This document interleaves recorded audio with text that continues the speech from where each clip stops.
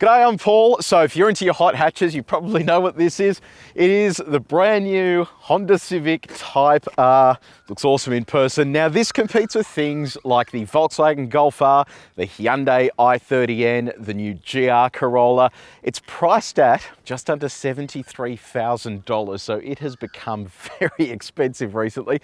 So we're going to do a detailed review of this car. So if you do want to skip ahead to other parts of the review, you can use the time codes on the screen, or if you're on YouTube, you can scroll down and use the chapters below. And if you haven't done so already, subscribe to our channel and press the bell icon so you can find out every single time we drive a car with vents on the bonnet. Now, exterior design, you've got 4 colors to pick from. They're all free of charge, so you can pick whichever one of those you want. Just in terms of the design, this looks so aggressive. I think the normal Civic actually looks pretty good as it is, but this looks unreal. It's got really pumped arches up the front there. The front's nice and aggressive as well. You've got this functional cooling here on the bonnet, and then a stack of black as well. I think this white color works really well for the Type R because it just offsets all of these black sections really nicely. A bit of piano black down the bottom there as well. So it is a nice and aggressive looking design. And I think I referred to this in our GR Corolla review as well, that, you know, this, it needs to look aggressive. And in the future, when we're going to be all driving probably electric cars, something like this is still going to stand out and would be such a fun weekend car to drive as well. Whereas I feel like something like a Golf R just looks a bit sort of plain and understated, even though it is quite capable. You have a full LED headlights over here. You've got like a little faux vent down here. Around the side, have a look at these wheels. So 19-inch alloy wheels. You've got like a matte black finish on the outside there. But these tyres are enormous. They're 265mm on the front axle and the rear axle. So it is an enormous tyre for a hot hatch. Like it is unreal. Under here, you've got a set of Brembo brakes, 4-piston caliper there. Nice red. You know, it just looks the piece. Up the top here, piano black on the wing mirror, indicator built into there. Unfortunately, no 360 camera. From this angle here, I can see these exposed vents here. These are functional as well, so they route from the back of the tyre there across the side of the car for aero. You've got piano black down the bottom there as well. That all culminates into this little lip here, again for aero. I think it's a pretty cool looking setup. Now, come around to the back and have a look at this thing. Look at this. That is a serious piece of kit. I love that. Just looks unreal. So it's not over the top, even though it is over the top of the boot. It's not over the top in terms of its appearance. And, you know, it just gives this a really nice, aggressive boy racer look. And if you compare this to the previous generation of the Type R, I don't know, this still looks aggressive, but isn't over the top. The previous gen was just a bit much, I thought. You know, still very capable, but just a bit much in terms of design, whereas this actually looks really cool. Up the top there, shark fin aerial, you've got a little jet here for your wiper with an actual functional wiper on the back window too, which is great. Type R badge just there. You've got partial LED lighting, and I reckon for $70-something thousand, I just don't understand why it isn't all LED lights in there, which is really strange. You've got a little reflector down the side there, diffuser down the bottom here, and have a look at this. 3 exhaust pipes as well, which I reckon looks great, and a very aggressive bottom section to that diffuser too. So let me know what you reckon about the design. Do you think it looks good? I think it is a pretty aggressive looking beast of a thing. I'm keen to get your feedback, so let me know in the comments section below. So we're inside the Type R. This is what the key looks like. You have lock, unlock, and then Honda logo on the back. It's a proximity sensing key, so you can leave that in your pocket. You've got a push button start, it's just over here. So in terms of the design, we have reviewed the Civic a couple of times now, but as you can see, this looks totally different, and they really have amped up the red and the Type R-ness to the interior. So you get a Type R badge over here on this side with a build number. I like these sort of grates that they have here as well. It's just a pretty sort of classy and sophisticated sort of look to it. Red carpets down the bottom there. You have this red Alcantara seating. You have an Alcantara steering wheel, red stitching here and an Alcantara here as well. Like, it is a really special place to be seated, and it really does feel like they've put a lot of effort into this. It has a huge price tag, so I am glad that it does feel like you're getting something for your money inside the cabin here. In terms of your touch points, so all this stuff is nice and soft, and then it sort of stays soft as you sort of work your way down. That is a little rough through there, but that is soft there, soft on the door as well. How soft is it? Well, we've got our gyrometer. We've tested the main surfaces in this cabin. If you want to see how this car compares to others that we've tested before, have a look at the link in the description below. Now, build quality, what's it like? Sort of fairly wonky through the center there, which isn't great, but the rest of this feels okay. Door slam. Sounds good. So let's talk infotainment. You have a 9-inch infotainment screen with some shortcut buttons off to the side here. Pretty good screen, quite high resolution, easy to use, and it's just straightforward. It really is fuss-free, which is great. You don't have to fiddle around with anything to make stuff work, which is good. In terms of some of the features you'll find here, this one I quite like. So it's basically a data logger, and I like this because if you are serious about your track driving and really want to get the most out of the experience with this car, it's able to basically log a stack of data here for you while you're doing your drive, and you can basically record everything you need to record so that you can come back to it later, see whether your driving is improving, so on and so forth. So that's pretty cool. In addition to that, you have AM, FM, DAB, digital radio, and that all goes through an 8-speaker sound system. Satellite navigation is built into here as well, but if you don't want to use that, you do have smartphone mirroring. You have both Apple CarPlay and Android Auto. Apple CarPlay is wireless. This is what that looks like. Very nice and quick, and high resolution screen there as well, which is cool. And this is what Android Auto looks like. So there you go, full screen. Let's see how quick that is. Nice, very good. Not bad at all. Keep in mind with Android Auto, you have to connect it with a USB cable. Other thing worth noting as well, just the screen here ahead of the driver, 10.2-inch display. Looks cool because, as you'll see when we go for a drive, when you move through the drive modes, it changes the display to give you a sort of different readout. Also, you've got these LED lights along the top here for gear shifts too, so it's a really sort of neat looking setup. So we'll have a little bit of a play with that when we do go for a spin. Now let's talk safety. So you have autonomous emergency braking with pedestrian detection. You have an auto dimming rear vision mirror. You have a blind spot monitor built into the wing mirror. You have radar cruise control with a lane keeping assistant and a lane centering assistant. We actually tested this on the last Civic that we tested, so if you want to see how that stuff works, click up here to watch that. You've got rear cross traffic alert, front and rear parking sensors, and a reverse view camera. I'll show you what that looks like. Wow, the quality of that is really not good at all. Like, you can kind of see what's written on there, but the quality of that's pretty poor. I don't know, 70-something thousand dollars. Could have been a little better than that. This is what the horn sounds like. Moving on to practicality. What about your phone connectivity? So you have a 12-volt outlet over here, 180 watts, not bad. 2 USB-A ports, a wireless phone charger. In terms of storing your phone, you can store your phone here on the wireless charger if you want, or in the cup holders, plenty of room there. Now, coffee cup, what if you have a generic size coffee cup like I do? Yeah, it fits in okay there, no de-lidding, which is great news. In terms of your water bottle, under there, it's okay, but it's not very deep, so it kind of moves around a little bit. You do have teeth to hold it in place, but it's a bit sort of wonky. Bottle inside the door, fits in okay. Let's try a big bottle as well. Okay. No, that is a no for the big bottle, unfortunately. Other storage, you have this center console here. It's pretty small, but does the job. And finally, you have a glove box over here that is taken up predominantly by that manual.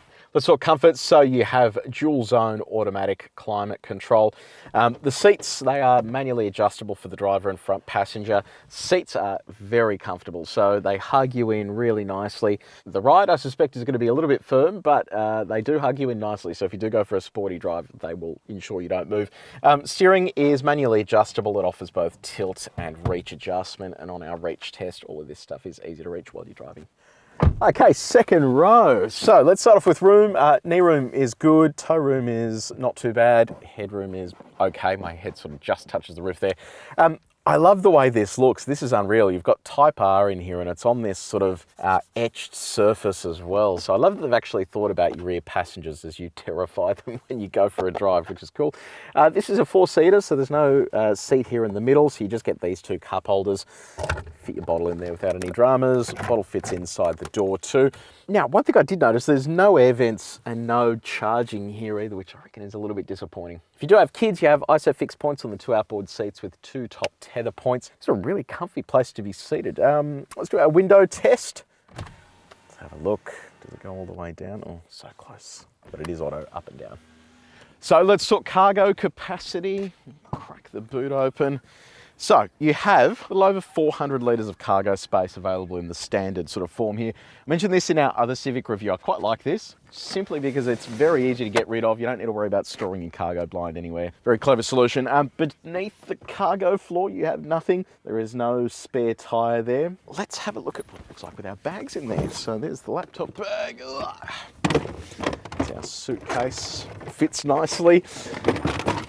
Then what you can do, if you do want a little bit more space, you can drop the second row from here. So you just whip these forward.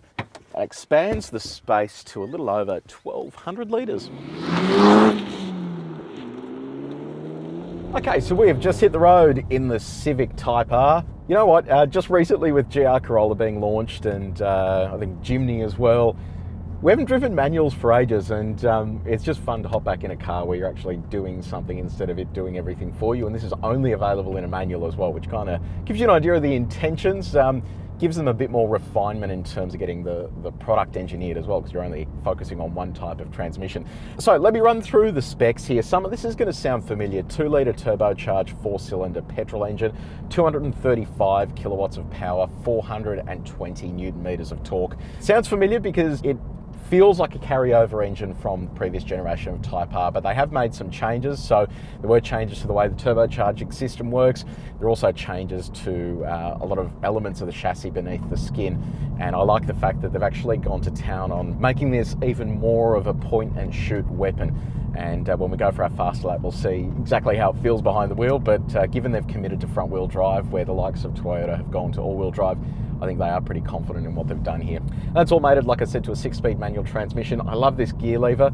It's got like a metal sort of top to it. The shift action is fantastic. It's a nice and short throw. When we drove the GR Corolla, I kind of complained a bit that the gear shift action felt a little bit sloppy, whereas this actually feels like you're doing something, and it is really quite sort of rigid.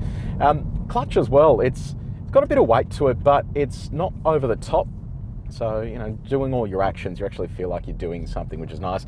Pedal box is good as well, but I did find with my big shoes, when I go for the brakes, I am catching the throttle on the way down as well, so it is worth keeping that in mind. You do have a rev matching function here in some of the drive modes that allows you to rev match on downshift. I've switched it off because I just prefer to kind of do it myself, but it's good to know that the feature is there.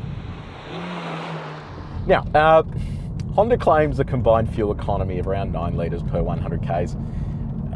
What are we sitting on here? We're currently sitting on 15, and the reason for that is we've just been doing a lot of fast driving this morning. So yeah, look, the fuel economy isn't going to be great if you go hard for it, but if you are just tootling around the city, it's going to be fine. Just speaking of which, I love these gauges down here as well. We're just in comfort mode at the moment, and I love how you've got stuff like boost pressure. So if I drop that back to second and we dial on the revs, see it goes up there. You can hear a little blow-off valve under the bonnet there as well. Have a listen. Sounds like fun. You've also got this little gauge here that gives you an idea of how many megapascals of pressure you're applying to the brakes. If I go on them hard, you can see that sort of increases with the more brake pedal input I have, and then likewise with the throttle, harder I push that comes up as well. So now, what's it like to drive in comfort? So in comfort, it's actually all really nice and civil. You'd never think that this is some hardcore sports car. Part of that is thanks to the suspension. It uses adaptive damping, so in comfort mode, it is firm, I'm not gonna lie, but it isn't over the top. And that's important because we've got our sine waves coming up here. We'll dial up 130. You want to be able to drive this around normally and just enjoy it as a normal car without worrying about it destroying your back all the time. But even as a result of that, here on the sine waves, it's still really nicely tuned. The body control's excellent. It really doesn't fuss about too much. There is a fair bit of tyre noise. We used our calibrated sound meter to get an idea of how much tyre noise there is, but you will notice a fair bit coming into the cabin, especially on the Michelin Pilot Sport 4S tyres, so that is worth keeping in mind. Okay, so you've taken a wrong turn in a town and you've arrived at the worst road in Australia. This is a new test that we're doing at 90 k's an hour just to see how well cars perform with what is probably the worst road I've ever seen. We've got a condensed sine wave here as well. You can hear in my voice that this ride is very firm. It is coping okay with this, but yeah, it is bloody firm. yeah, on that condensed sine wave, it is just doing a great job in terms of settling the suspension. But on this bumpier stuff along the back here, it is kind of all over the place. So yes, don't go driving your Civic Type R on a country road somewhere.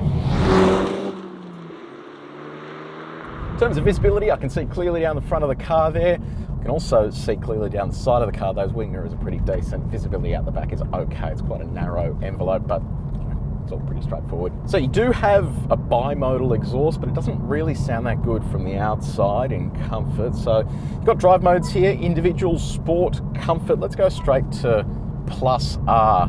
That changes the display on the screen there as well. My God, the ride becomes very firm.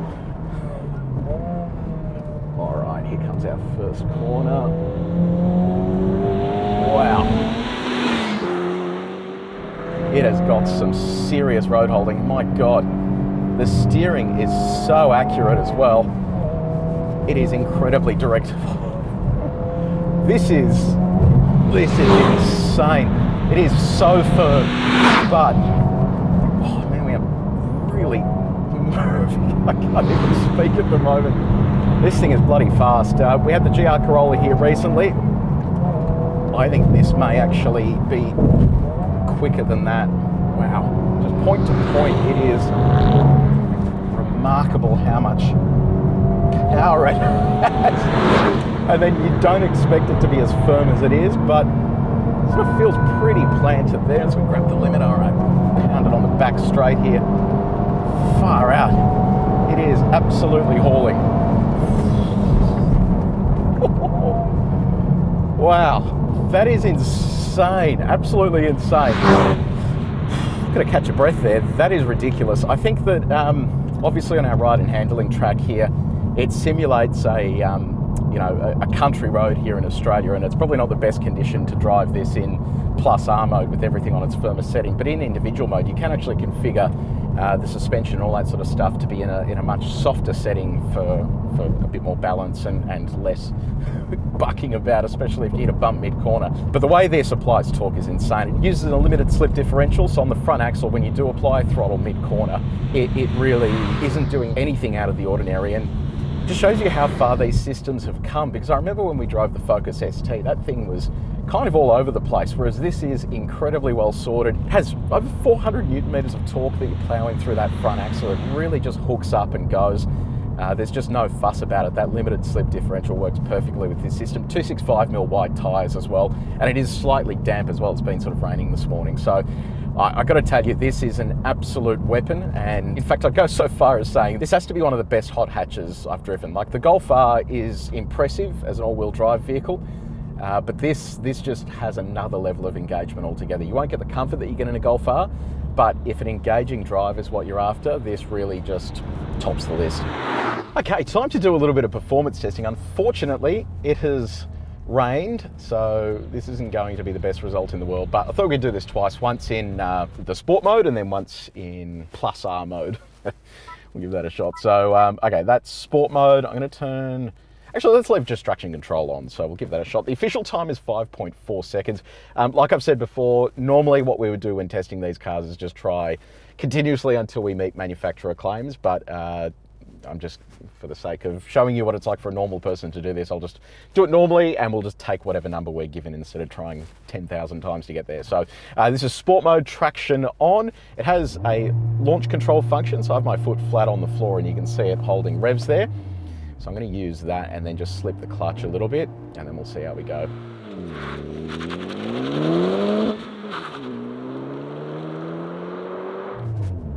Yeah, bogs down a bit there. Nice gear shift. We'll go all the way through to 120. Okay, that's 120 there. Let's have a little sticky beak at our time. So 0 to 100, 6.65 seconds, so over a second clear of that official time. And then 80 to 120 was 3.69 seconds, which is actually a pretty impressive figure. That gives you an idea of how quickly this will do things like overtaking, so that mid-range is excellent. Okay, take two. This time we're gonna do Plus R mode, and I'm gonna turn traction control off as well, because it does bog down a little bit there off the line. So press that, turn traction control off. I'm curious to see here, I haven't actually checked this, whether I can adjust the launch control speed. Well, it doesn't look like it. So it is just set at 3,500. I reckon it needs a few more revs because it should, I reckon 4.5 should be where we launch from, but let's give it a shot anyway. Let's see what happens. So here we go. Just gonna slip the clutch, traction is off.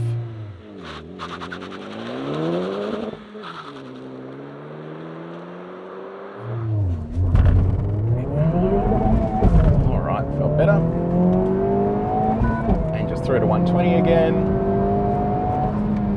The other thing I noticed as well there is there's a gear shift from second to third just as you hit 100 k's an hour, which I think probably slows us down a tiny bit as well. So 0 to 100 that time, 6.46 seconds. Yeah, so it's pretty much the exact same as sport mode. Yeah, I reckon that gear shift from second to third slows it down a little bit. I think if I held second and let it run through to the limiter, we'd probably get a better stab at that. And I can't see any settings in here to actually change the launch control rev band. So yeah, I wish I could just get a little bit more out of that.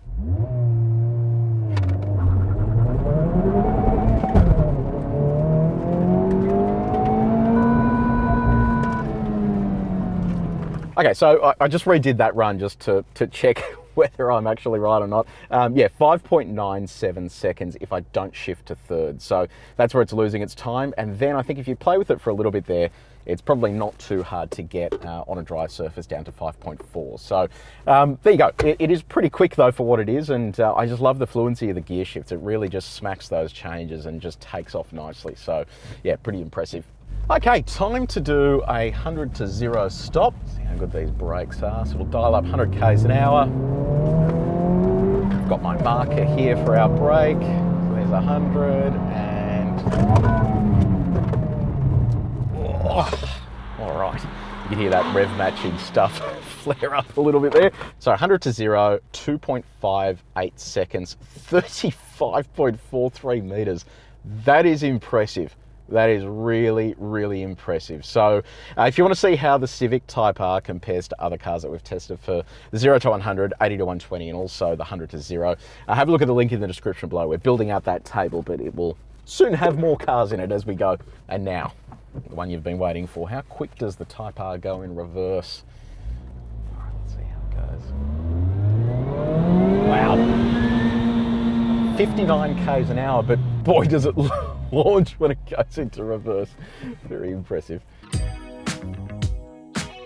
Okay, Honda Civic Type R. This is absolutely unreal. This is the most hardcore hot hatch on the market, I reckon. Or if not the most hardcore, it is one of the most hardcore. It delivers just stupendous performance point to point. The LSD on the front really doesn't falter. It is excellent. I forgot to mention as well when we went for that drive, the brakes are fantastic too. I gave them an absolute hiding and they just didn't show any signs of fade. So yeah, look, if you do want a proper hardcore hot hatch, this is the king of the pile. It is great. So in terms of negatives, it is really just nitpicky stuff. I'd love a bit more exhaust sound. Air vents in the back row would be nice.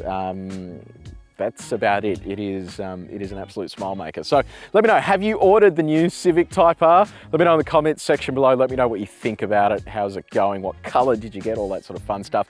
If you did enjoy this video, please make sure you like it and you share it with your buddies. If you haven't done so already, subscribe to our channel and press the bell icon as well. But until next time, take it easy.